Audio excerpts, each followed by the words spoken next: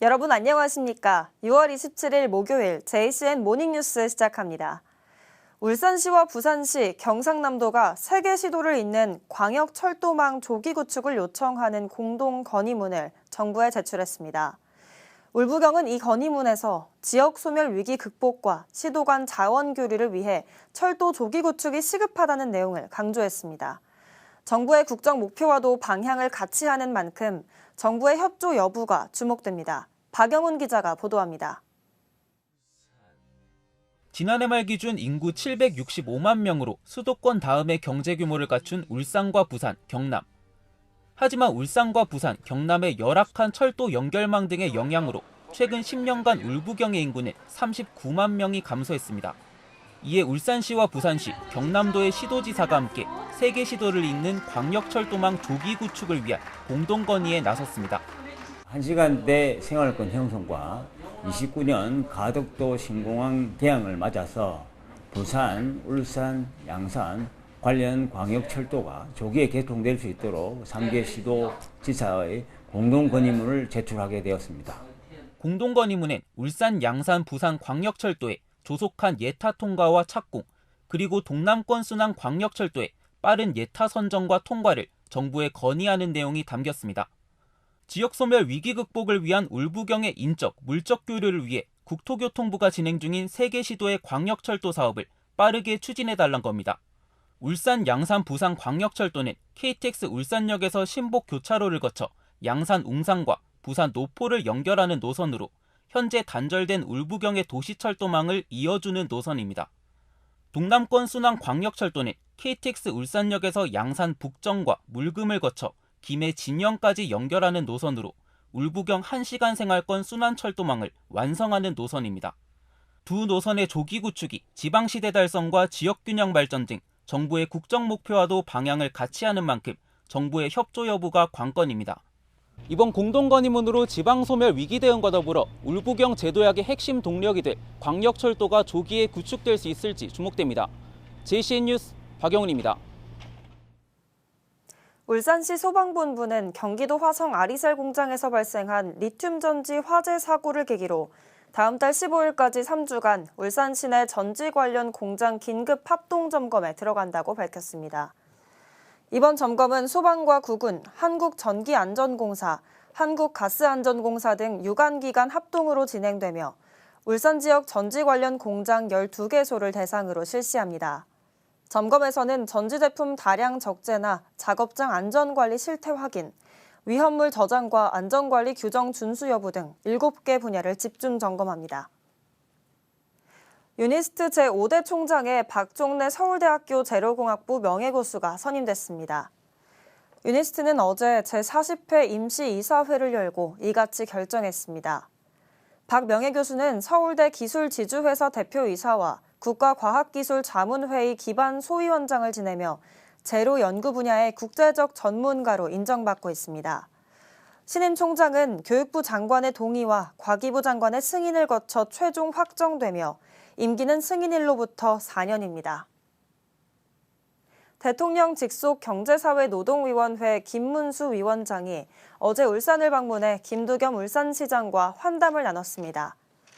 경제사회노동위원회 김문수 위원장의 이번 울산 방문은 울산 지역 노동 현장을 찾아 현안을 듣고 협력 방안을 찾기 위한 것으로 김두겸 시장과 만난 자리에서는 울산 지역 노사 문제에 대한 상호 협력 방안에 대해 논의했습니다. 김 위원장은 이어 한국노총 울산본부에서 간담회를 갖고 혁신도시 내 한국석유공사와 현대자동차 울산 공장을 둘러보고 노사 간담회 등의 일정을 가졌습니다. 강원도의 한 초등학생이 현장 체험학습 도중 버스에 치여 숨진 사고와 관련해 천창수 울산시 교육감이 어제 강원도 춘천지방법원에 인솔교사 2명의 선처를 호소하는 내용의 자필 탄원서를 보냈습니다. 천 교육감은 탄원서를 통해 당시 인솔교사는 매뉴얼에 따라 안전교육을 실시하고 사고 대책을 마련한 걸로 알고 있다며 법원의 판례에선 이번 사안처럼 예측하기 어렵고 고의나 중대한 과실이 없을 경우 책임을 제한하는 것으로 알고 있다고 말했습니다. 이어 예측하기 어려운 모든 사고에 대해 교사에게 책임을 묻는다면 교육활동은 심각한 위축을 받게 될 거라며 교사들이 교육활동에 전념할 수 있도록 희망과 용기를 전하는 판결을 해줄 것을 간곡히 부탁드린다고 요청했습니다. 울산에서 근무하는 교사 대다수가 정서 위기 학생으로 인해 수업을 방해받은 경험이 있는 걸로 나타났습니다.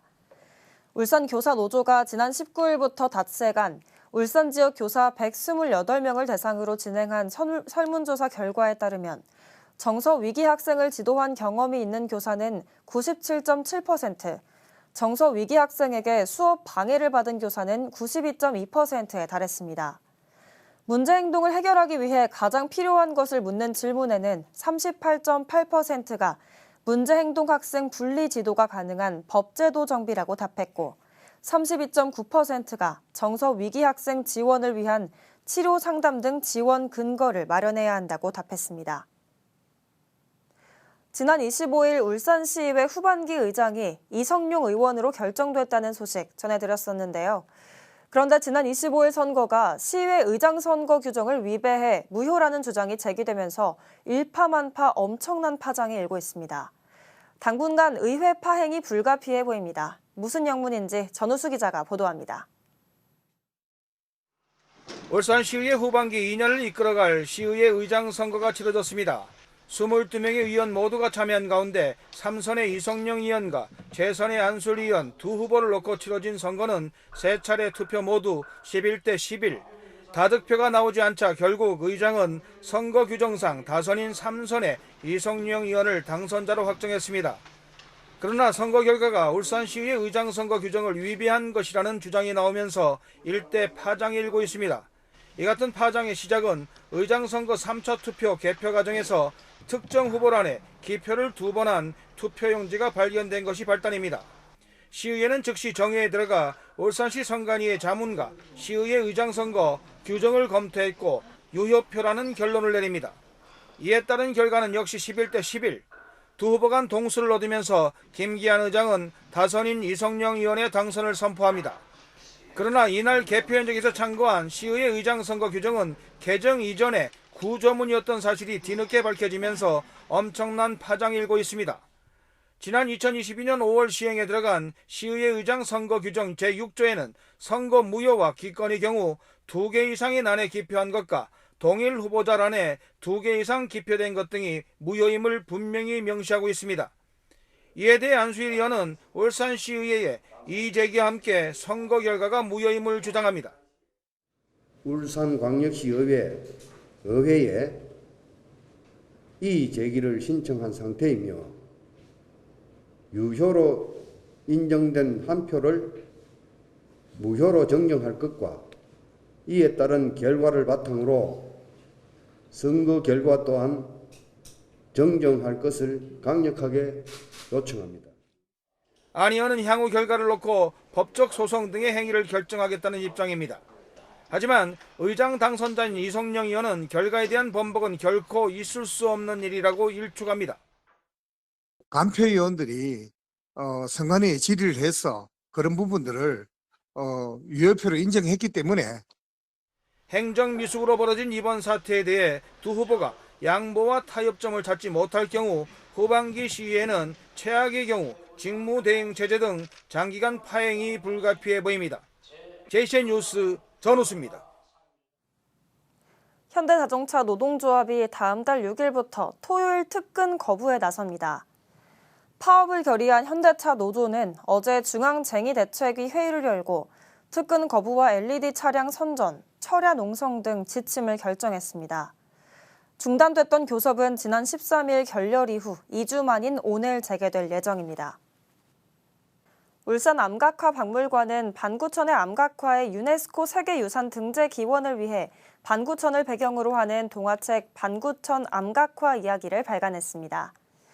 동화책 반구천 암각화 이야기는 반구대 고래 암각화 정령과 반구천의 호랑이가 진흥황을 만나면서 일어나는 가상의 이야기로 어린이들에게 반구천의 암각화에 대한 관심과 호기심을 일깨우는 내용이 담겼습니다.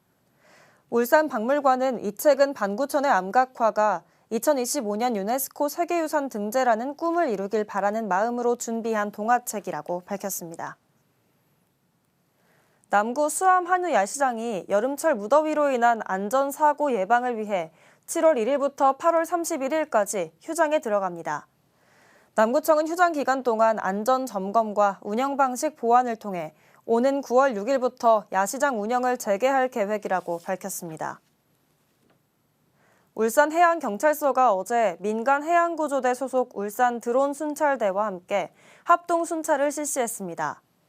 이번 순찰은 드론을 활용해 유관 순찰이 어려운 연안 해역 위주의 취약 요소 점검과 안전 계도 활동 등으로 진행됐습니다. 민간해양구조대는 지역 해역에 정통한 주민 등 해양경찰관서에 등록돼 활동하는 단체로 해경과 협력해 조난 선박과 실종자 수색 등에 참여하고 있습니다. 아이를 낳으면 1억 원을 준다는 기업 얘기 들어보셨을 텐데요. 정부에서 현금 1억 원을 준다고 하면 어떨까요? 울산에서도 자녀를 출산할 경우 주는 출산 지원금이 있습니다.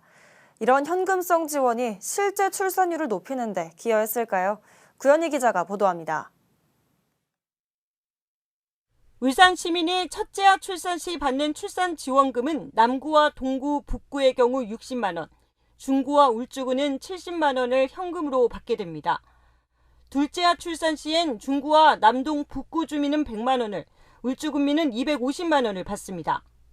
셋째아 이상은 500만 원을 주는 울주군을 제외하곤 나머지 지자체는 100만 원을 지원합니다.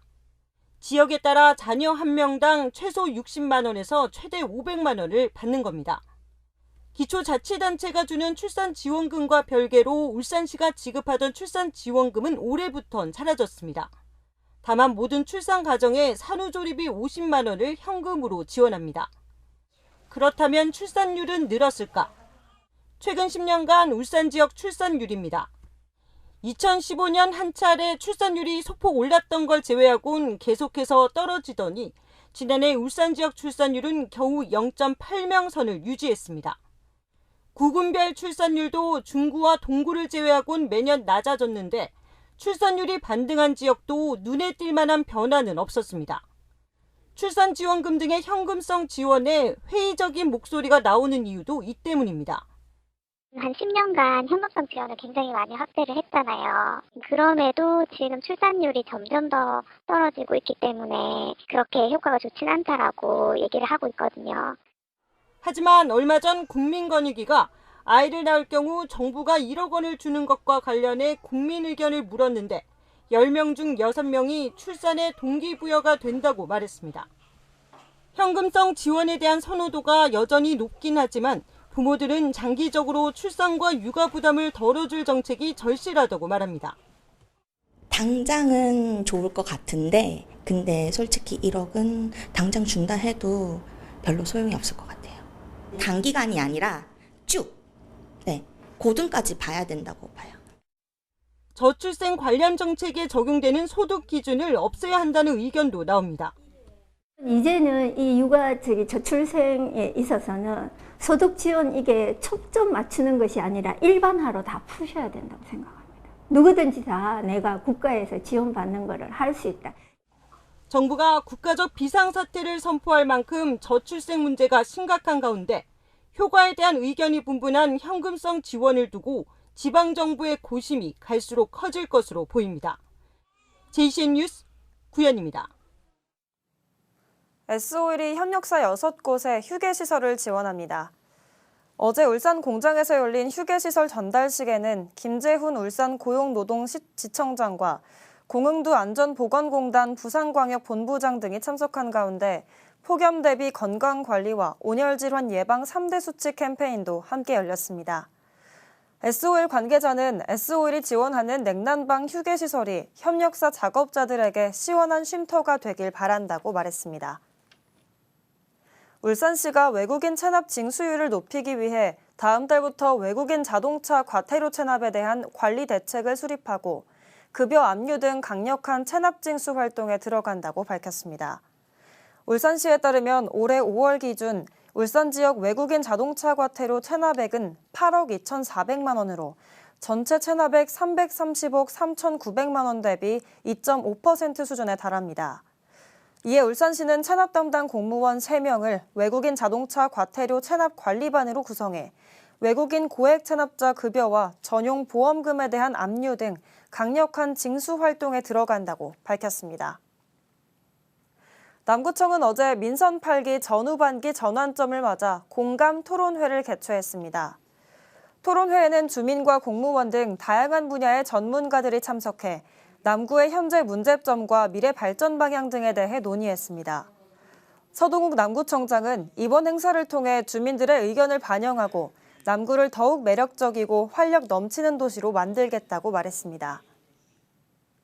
올해 제1회 울산광역시 지명위원회가 어제 오후 시청 국제회의실에서 열렸습니다. 위원회에서는 범서 하이패스 IC에서 천상 하부램프 도로 확장 공사 구간 내에 설치되는 천상 1회전 교차로 등 3건과 2024년 지명 정비 계획에 따라 구군 지명위원회에서 보고된 난골 정수지 등 자연 인공 지명 17 등 모두 20건을 다뤘습니다. 이번 지명위원회에서 결정된 지명은 30일에 재심의 청구 기간을 가진 후 국토부 장관이 고시하며 국가기본도에 등재될 예정입니다. 전국 공무원 노동조합 울산지역본부 북구지부가 어제 북구청에서 기자회견을 열고 직장 내 괴롭힘 문제 해결을 촉구했습니다. 이들은 올해 상반기 다수의 조합원으로부터 직장 내 괴롭힘 제보를 받고 면담을 진행한 결과 다양한 형태의 직장 내 괴롭힘이 지속적으로 이루어지고 있다고 주장했습니다. 노조는 북구청의 해결을 촉구했지만 미온적으로 대응하고 있어 피해자 보호와 괴롭힘 근절에 대한 의지가 의심된다고 지적했습니다. JCN 모닝뉴스를 마칩니다. 함께해 주신 여러분 고맙습니다.